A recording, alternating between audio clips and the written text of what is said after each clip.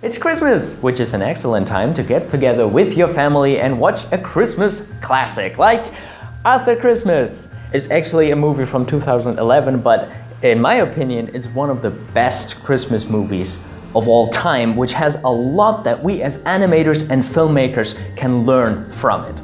For example, about how to do action scenes, how to set up a well thought out story structure, and there are some great acting elements in it. So let's have a closer look at it.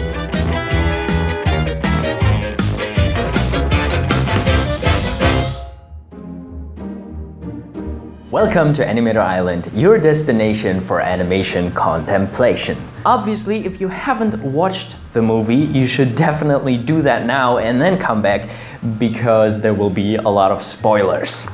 One of the biggest things that we can learn from After Christmas is how to make action scenes full of details, very overwhelming on the one hand side, but at the same time extremely clear. You get everything that you are supposed to see. And the technique how they achieve that is actually pretty simple. They make sure that when you are supposed to see something, when you are supposed to read a pose, they hold the camera and the character completely still, or just the character. You can see that when the elves deliver the presents, the moment where they put down the present is always held a little bit. So you definitely see that there are presents being delivered. And you know, there are those moments where the elves are completely still every now and then. And this is extremely important and extremely delicate. Sometimes it's just a couple frames that you need to add there, a couple frames that you need to take on other places to get this perfect balance between a lot going on and this readability. You can also see that in the Africa scene when the elf is wrapping the lions. There's always, you see the poses are held and then it goes on. It's held and then it goes on. I know this seems very simple, but it's actually quite difficult because just a couple frames of holding something can make it either readable or either throw you out of the flow. So always experiment with holds in action scenes. Another thing that you need to keep in mind for action sequences is that you should put them in contrast with calmer scenes. And if you think about the delivery scenes, they actually do that within that scene. They have this moment where they have to take out the battery of this toy.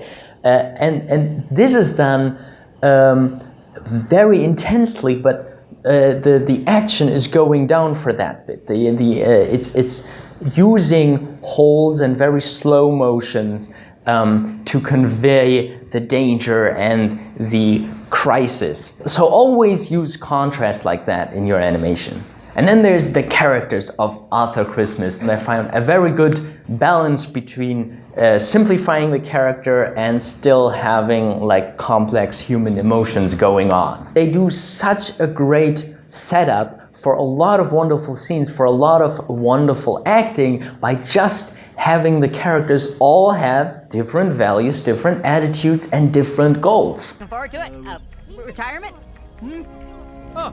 10 seconds to Flensburg. Maintain current, very well. Here's to me. Doing an even better job next year. Next year coming, you're already perfect, Dad. Ha! That turkey did more than him. You're a postman with a spaceship. My S1 festifies the world at 1,860 times the speed of sound. Christmas 1941, World War II, I did the whole thing with 6 reindeer and a drunken elf. But then you shouldn't forget that the scene actually needs to be going somewhere. And in After Christmas, they actually need to put in an extra story impulse for the story to go on, namely the gift that has not been gifted is discovered. And anyway, what? Oh yeah, run away now, you're losing. And then there's the story itself, which I think is set up very, very well. Now there are some flaws, there's always things that you could do different, but I think in this case it works extremely well. And one thing that I think you can see especially well in After Christmas is how if we take the structure of the hero's journey, how Arthur is going from one threshold to the other. There is the very first one, which is a physical threshold of the character leaving from the light world, which is the North Pole, where all this family stuff has been going on, to the dark world, which is when he sets out to deliver the present with Grand Santa. And this is just a physical step. Like he, right from the get-go, he is convinced that the present has to be delivered. But yeah, then actually going out is the big change for him, because he wasn't on the mission, he was only in the way, and now he's actually out there. Which is also interesting is how they deal with the refusal of the call. Usually in the hero's journey, the main character doesn't want to follow the call to adventure. And it's interesting that in this case, Arthur is convinced from the mission. A child's been missed! Do you want to wake up the whole North Pole? Good idea! A child's been missed! But then when it comes to getting into the sleigh and driving off with Grand Santa, he is just afraid of, he thinks that he can't do it. Ready? No! You promise not to go too fast? So that is where his refusal of the call comes in, because he thinks he can't do it. And the mission is actually refused by the other characters who don't want to deliver the present, which is, I think, it's a very clever way of using the refusal of the call and spreading it on all the other characters as well. If there was any way at all to make the drop tonight, but it can't be done. Your brother knows about these things. I won't sleep easy after this, Arthur. But there it is. Can't be done. And then the second threshold is in the dark world, when the character actually makes the change, shifts whatever gives him his superpower, whatever brings him the elixir, which happens on the island in the middle of the film, where he realizes, well, it doesn't matter which of the Santas delivers the present. It has to be the present has to be there. It's not about the Santas themselves. And this is the moment where he actually goes from somebody else has to help me to deliver the present to I have to deliver the present. He actually is rowing in the boat. So now he has taken the initiative, and that is the big change that has been going on in him. It's not too late yet.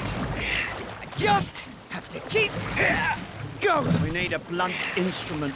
Knock him out and regroup. So if you tell your own stories, make sure that you think about these thresholds that have to be crossed. Oh, and then of course there's the last threshold, when the character comes back from the dark world to his old world with the change, and changes the old world, which in Arthur Christmas is also very, very clear, because Arthur becomes the next Santa together with his brother Steve. I'll be the candle, eh? And in the very end, you can see how they already changed it, that now the spaceship is pulled by the reindeer, so he is changing the light world. Think about these thresholds and put them into your stories. They really ensure that you have the right kind of development going on. Oh, one thing that I find extremely interesting from the beginning, if you ask people how does the film start, they will probably immediately remember the action sequence where the elves are delivering the gifts. But this is actually like the second big sequence. The film starts differently. The film starts with a little girl who wants to get the bike, sending her a letter. And then we actually, during the voiceover, we see the pictures of all the old Santas. And this is important because it already shows that this film is about a conflict of generations. There's also something indicated like time is passing, like stuff gets more modern, times change, which is also a theme that is negotiated in the movie. So I think that's a really good setup, and it's a really good way to start your story you don't have to start it with the characters. You don't have to start with the characters arguing or something, but you can start it with hinting at what the theme of your film will be. Another thing that stood out to me is how they sometimes go the extra mile. One example we already talked about in the action scene where the elves bring down the presents, that it ends with this more intense one situation where they have to manage the crisis with the toy and the batteries. And then other things that I really loved was when Steve was delivering the bike to the super great bike to the wrong address.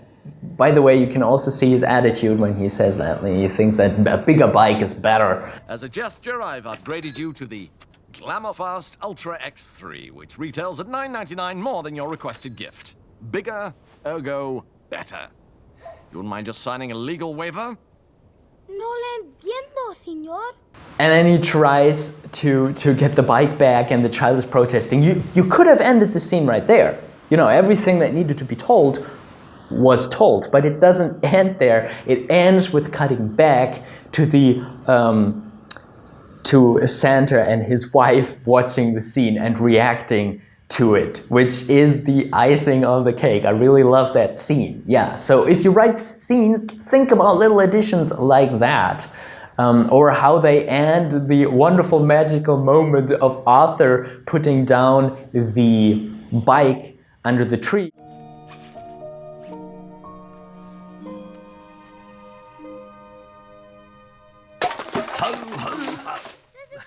So I myself, I don't know if I could always think about little funny things like this to end scenes, but it really makes it so much better. And then there are another couple details that I want to point out. Just when I saw them, I was so delighted.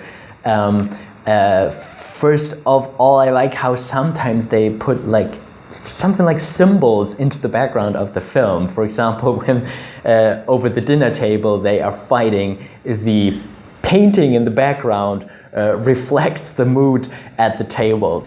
And then during the action scene, at the end of the action scene, when they're all putting down the last presents, Santa puts down the smallest little present, which kind of symbolizes that he is not doing much anymore. And then another wonderful element that adds more chaos while the already chaotic situation of Arthur trying to deliver the gift is going on is that the polar bear is in the North Pole. Just, you know, adding that on top of that to contribute even more to the chaos. And yeah, then another pretty obvious symbol is that they have this giant Santa statue in the North Pole, and then when the story climax is starting, the elf thinks that they have to destroy the North Pole, and the sculpture starts melting, which, you know, is the symbol for the big crisis and the change going on. It's not subtle. The film is not really subtle about a lot of these things, but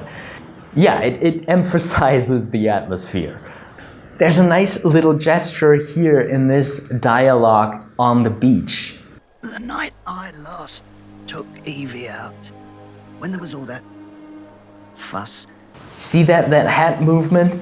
I feel like that must have come from reference. They must have acted it out, and the actor made this gesture, and it just makes it so much real because it feels, yeah, it is something that a human would do when he's processing this. Always do acting reference if you can, because there's stuff that you can just not make up from the top of your head.